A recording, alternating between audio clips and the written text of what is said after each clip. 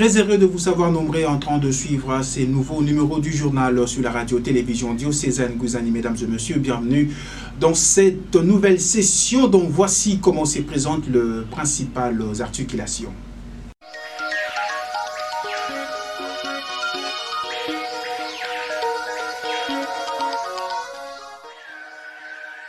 Son Excellence Monseigneur l'évêque José-Claude Mbimbimbamba a présidé le dimanche 10 mars dernier une célébration eucharistique à la paroisse Sainte Trinité Mwanda Cité.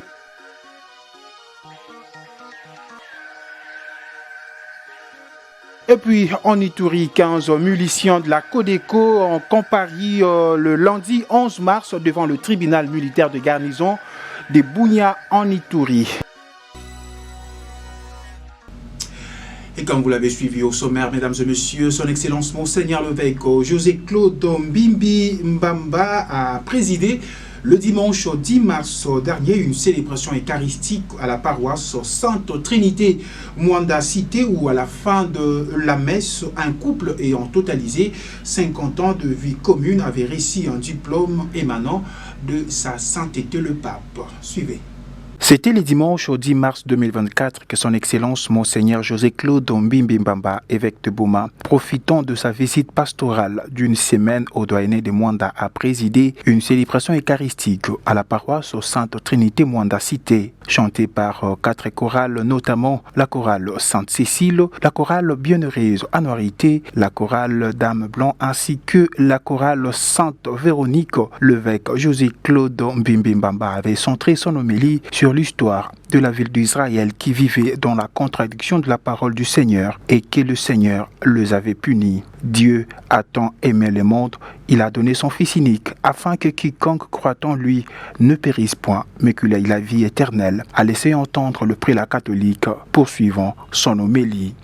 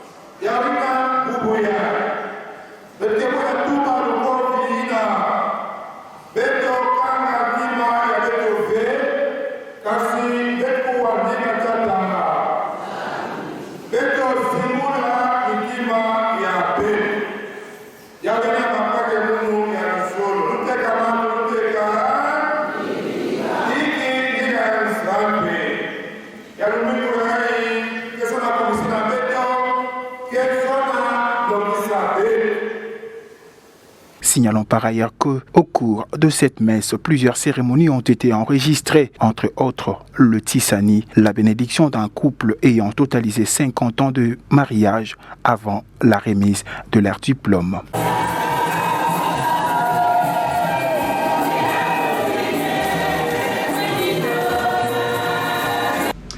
Dans ce même registre, mesdames et messieurs, à la fin de la célébration eucharistique du dimanche au 10 mars à la paroisse Sainte Trinité Mwanda Cité, la jubilaire de 50 ans de vie commune et ce petit fils ont exprimé leur joie après ces diplômes. Et en ce jour si spécial, on est très heureux de voir que notre grand-mère, que nos grands-parents ont totalisé 50 ans de mariage. Et voilà, c'est une grande joie de voir ça. Ils ont reçu leur diplôme de mariage et tout. On est très contents et on est fiers d'eux. Ils sont mes modèles depuis que je suis toute petite. Donc j'aimerais être comme eux quand je vais me marier. Les 50 ans, c'était le 4 janvier qu'on avait fêté. Mais comme le diplôme est arrivé, l'évêque a demandé qu'on vienne à l'église pour qu'on nous remette cela. Mais c'était une grande joie pour moi parce que le Seigneur nous a gardés malgré les difficultés, les maladies, mais il nous a quand même gardés pour arriver jusqu'à atteindre 50 ans de mariage. En tout cas, le divorce, là, moi, je n'en mets pas. Parce que dans le mariage, dans toute vie, il faut être patient. Pour avoir prié, comme ce que j'avais dit le jour de notre anniversaire, ce que j'avais dit, la prière, l'amour et le dialogue dans le mariage. Quand vous faites un bon dialogue, vraiment vous allez réussir. C'est ce que j'avais dit comme message. Toujours au chapitre de l'église locale, mesdames et messieurs, en session de formation de 2 jours dans la grande salle de l'évêché de Boma, le membre du conseil de l'apostolat de laïque catholique du Congo, CALCC en sigle, sont en formation pour renforcer leur connaissance sur l'importance de laïque au sein de l'église. À l'ouverture de cette session, c'est mardi 12 mars 2024, l'abbé Gilbert Nimi a prononcé au nom de l'évêque José Claude Mbimbi Mbamba le mot d'ouverture que nous vous proposons de suivre. Il est très enchanté, très heureux que vous soyez là, ici à Boma. Il vient de le dire d'ailleurs quand on va nous rencontrer là, parce que notre diocèse a toujours travaillé pour l'émergence et la maturité du laïcat. Pendant plusieurs années, notre thème pastoral commençait toujours par Makubu Matato, Matenina, Zon. Et là sont représentés les piliers essentiels de l'Église. Les clergés, les laïcats, et puis les religieux. Donc, cette formation vient à point nommé aujourd'hui pour que les laïcs puissent comprendre davantage leur place dans l'Église, mûrir leur engagement et découvrir essentiellement leur nature. Voilà ce qui fait sa joie, que cette formation se passe ici. De temps en temps, on pourra passer nous saluer et vivre ensemble avec nous. Voilà comment je réside dans le monde, je vais le dire tantôt, dans la salle, dans l'accueil, nos frères et sœurs qui viennent de toi. Je vous remercie. Et puis le professeur Nimi Pandjou Sorel, président du conseil de l'apostolat de laïque du Congo diocésain, au micro de nos reporters, revient sur l'importance de cette session. L'activité est prévue par la CECO pour former les chrétiens catholiques sur l'importance du CALCC, sur leur rôle dans la vie sociopolitique du pays. Et c'est l'abbé, le secrétaire, n'est-ce pas, de la CA, de la commission épiscopale de l'apostolat de laïque, qui est venu nous entretenir sur des points qui concernent les laïcs et le laïcat. Bon, le reste, évidemment, il y aura une mise en commun. Ici, demain, nous aurons le texte définitif. Nous avons démarré aujourd'hui, et je pense que nous allons continuer demain. En 2 jours, il y a moyen de dire beaucoup de choses sur leur rôle, si on veut faire quelque chose de sérieux. Comme je l'ai dit tout à l'heure, c'est de renforcer les capacités des chrétiens catholiques en ce qui concerne leur implication dans les structures de l'Église. Parce que le CALCC vient fédérer tous ceux qui travaillent et qui sont laïcs pour le compte de l'Église, dans l'apostolat. Les chrétiens doivent comprendre que l'Église catholique, c'est leur Église. C'est notre Église à tous. Ce n'est pas seulement l'Église des prêtres, des clercs, mais c'est l'Église de tous les membres, tous les fidèles de cette Église. Et que les chrétiens catholiques que nous sommes, nous avons l'obligation de soutenir l'Église et de, oui, je dois le dire, de nous lancer l'apostolat. mais qui ne sont pas encore, notamment dans les groupes. Dans les groupes tels que les chorales, les MAC, les associations socio-professionnelles, etc. À tout à fait autre chose, mesdames et messieurs, sous le thème de pour une école catholique de qualité, leadership éclairé et managérial du chef d'établissement du diocèse des Boma. C'est le thème de la réunion biennale de chefs d'établissement du diocèse des Boma qui s'est tenue durant 2 jours, soit du jeudi 7 au vendredi 8 mars dernier, dans la salle polyvalente Monseigneur Soumbou. Nous sommes là dans la cité côtière de Mwanda.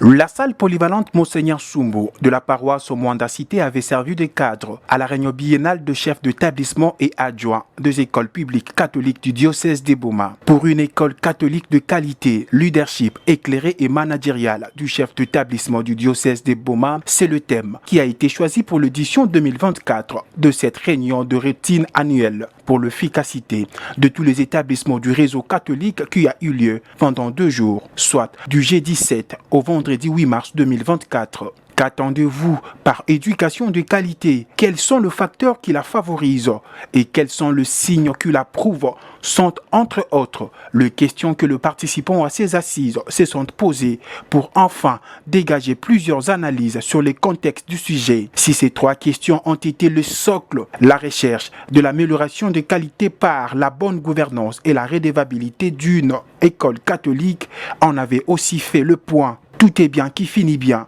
Ce chef d'établissement n'avait pas manqué de remercier son Excellence Monseigneur l'évêque pour sa présence durant les 2 jours de ses assises.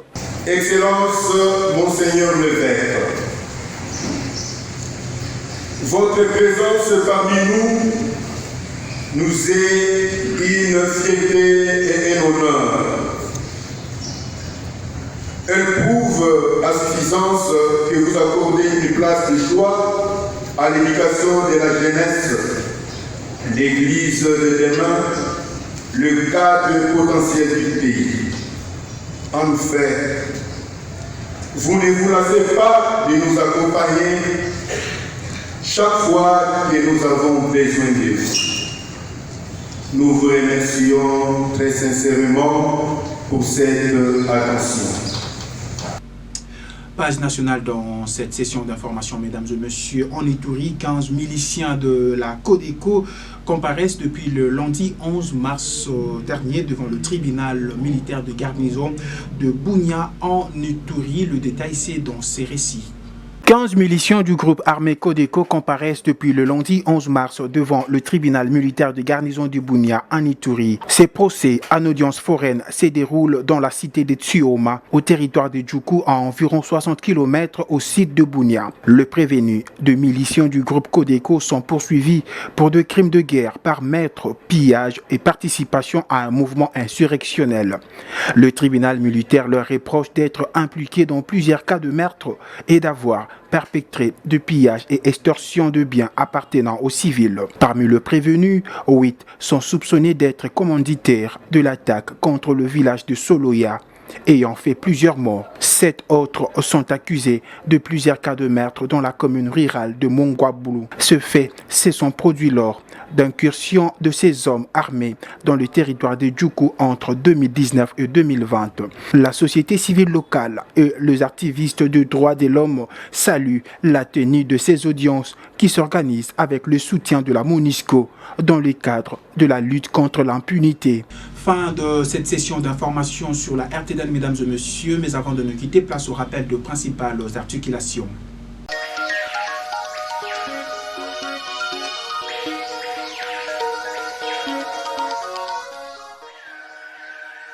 Son Excellence Monseigneur l'évêque José Claude Mbimbimbamba a présidé le dimanche 10 mars dernier une célébration eucharistique à la paroisse Sainte Trinité Mwanda Cité.